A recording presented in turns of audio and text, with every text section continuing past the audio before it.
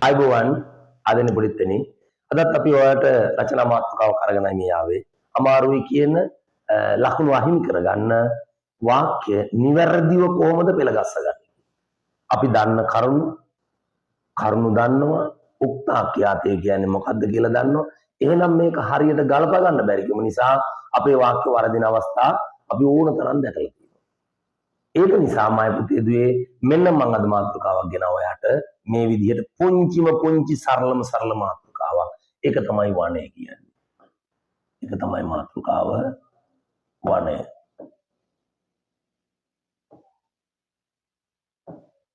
අකුරු 3යි වණය එහෙනම් අපි බලමු මෙන්න මේ වණය කියන්නේ කුමක්ද ඔයා මේකට ලිවි යුතුයි වණය කියන්නේ මොකක්ද කුමක්ද වණය දන්නේ නැති කෙනෙකුට වණය ගැන කියලා දෙනවා කුමක්ද වණය කියන්නේ එහෙනම් වණය කියන්නේ මොකක්ද ගස් සැල් වලින් පිරි අපි 4 වසරේ පොතේ තියෙනවනේ අර විස්තරය වනයේ අසිරිමත්ය ඊට පස්සේ හැම තැනකින්ම ගලා යන හැම තැනකම ඇති ගස් සැල් සහ ඒ වායේ හට ගන්නා මල් සහ ගෙඩි එහි අලංකාර බව තව තවත් වැඩි කරයි ඡේදයේ තියෙන්නේ නේද වනාසිරිය ඊළඟට ගස් සැල් බහුල නිසා දහවල් කාලයේද වනයේ අඳුරු ස්වභාවයක් උසුලයි ඔය වනාන්තරයේ ගති ලක්ෂණ ඊළඟට බැලූ බැල්මට අන්ධකාරයේ බියකරු ලෙස පෙනුනද වනයේ බෙහෙවින් සුන්දරය වනයේ සුන්දරය වනයේ අන්ධකාරය වනයේ ගස්වැල් වලින් පිරී තිබෙයි ඔය කියන්නේ ඊළඟට තැන් වලින් ගලා යන ඇලදොල නිසා වනයේ පුරාම ඇත්තේ සිසිලසකි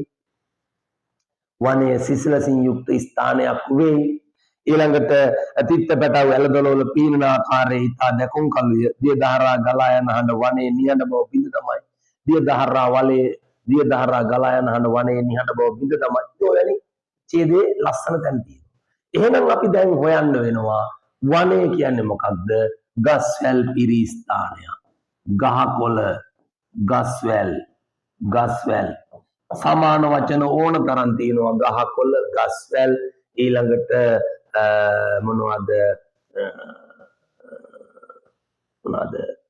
හරිත වර්ණ ගහකොළ ඊට පස්සේ සබාධම ලස්සන කරන ගස්වැල් ඔන්න ඔය විදිහට අපිට මේක විස්තර කරන්න පුළුවන් ගස්වැල් ඊළඟට ආයි අපි ගන්නවා ගස්වැල් සේවන සිසිල වනය සේවනින් යුක්තයි සිසිලෙන් යුක්තයි සේවන සිසිල අපට අර ඡේදයේ කියවදින් අන්ධකාරයි වනයේ අන්ධකාරයි සබාධම ලස්සන කරයි අන්ධකාරයි ඒ කොහොමද අන්ධකාර උනේ තුරු වියනක් තියෙනවා එන ආලෝකය පෙරිලා තමයි ටිකයි එන්නේ එතකොට හැබැයි ආලෝකයක් නෑ ගියක් ඇතුලේ අපි වහලකින් වැහිලා ඉන්නවා වගේ වනයේ ඇතුලේ මුළුමනින්ම ගස්වල අතු වියනකින් වැහිලා තියෙන වනය එහෙනම් අන්ධකාරය ඊළඟට ජල දහරා එහෙම නැත්නම් රයිට් අපි ලියමු ජල උල්පත් කියලා ජල උල්පත් ඊළඟට ගලා යන දිය දහරාවලින් වනය පිරලා තියෙනවා වනය හරි නිහඬයි ඇලදොල ගලා යනවා වනය තුලින් වනය වාතය පිරිසිදු කරලා දෙනවා වාතය පිරිසිදු කර දීම ඊට පස්සේ ජල චක්‍රය ක්‍රමවත් කර දීම මල් පළතුරු වලින් පිරලා තියෙනවා මදිද අපිට ලියන්න කරුණු ඕන තරම් තියෙනවා එහෙනම් මේ හැම එකක්ම පුතා උක්තයක් අවශ්‍ය වෙනවා අපට කවුද උක්ත කරන්න වෙන්නේ එහෙනම් වනය කියන වචනය වනය තමයි උක්තය එතකොට උක්ත ආඛ්‍යාත ගලපා කියද්දී අපට ආඛ්‍යාතයක් ඕන වෙනවා ආඛ්‍යාතයේ හේවත් ක්‍රියාපදය ආඛ්‍යාතය අපි එයා වෙයි කියලා ගන්න පුළුවන් ආඛ්‍යාතයක් දෙයි කියලා ආඛ්‍යාතයක් ගන්න පුළුවන් කරයි කියලා ආඛ්‍යාතයක් ගන්න පුළුවන් හරි හොඳයි දැන් මෙන්න මේවා අපි මොකක් කරනවද දැන් ගලපනවා. ඔය බලන්න. වනය. එක. මේක ඇතුලේ අනිවාර්යයෙන් වනය තියෙන්න ඕනේ. මෙන්න මෙයා ඉන්න ඕනේ. ඒ කියන්නේ උක්තේ ඕනේ. මෙන්න මෙයා ඉන්න. මෙයාත් වාක්‍යයක ඉන්න ඕනේ. මෙතනින් කවුරු හෝ කෙනෙක් වාක්‍යයක ඉන්න ඕනේ. ඒක තමයි කියන්නේ උක්තාක්‍යත ගලපනවා කියලා. පැහැදිලිද? right. දැන් අපි ගන්නවා එහෙනම් වනය. ගස් වැල් වලින් පිරී තිබෙයි. අවසන් ක්‍රියාව අපට අප්‍රාණවාචී නිසා තිබෙයි කියලා ගන්නටත් පුළුවනි.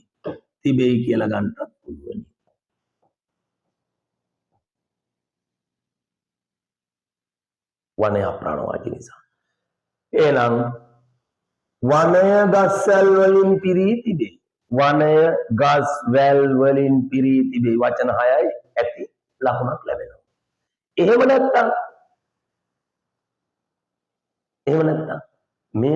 මේක ආලවට්ටම් දාලා ලස්සන කරන්න.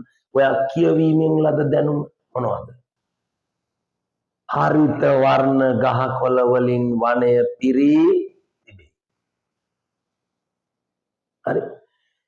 සෙවන සිසිල ලබා දෙයි. වනය අපට සෙවන සිසිල ලබා දෙයි. වනය අන්ධකාරයෙන් පිරි වනය. ඔන්න වනයේ විස්තරයක් කළා අපි. අන්ධකාරයෙන් පිරි වනය ජල උල්පත් ආරක්ෂා කර දෙයි. ගස් වැල් වලින් පිරි වනය ජල චක්‍රය ක්‍රමවත් කර දෙයි. දෙන්නේ කවුද? වනය. කරන්නේ කවුද? වනය. ඊළඟට නිහඬියාවෙන් පිරි වනය මල් පළතුරු ලබා දෙයි. එහෙම නැත්නම් වනය නිහඬියාවෙන් පිරී පවතී. වනය නිහඬියයි. වන සතුන්ගෙන් වනය අලංකාර වෙයි කියලා වචන මේකට දාන්නත් පුළුවනි. වන සතුන්ගෙන් විවිධ වර්ගයේ අලංකාර වන සතුන්ගෙන් වනය පිරී තිබේ.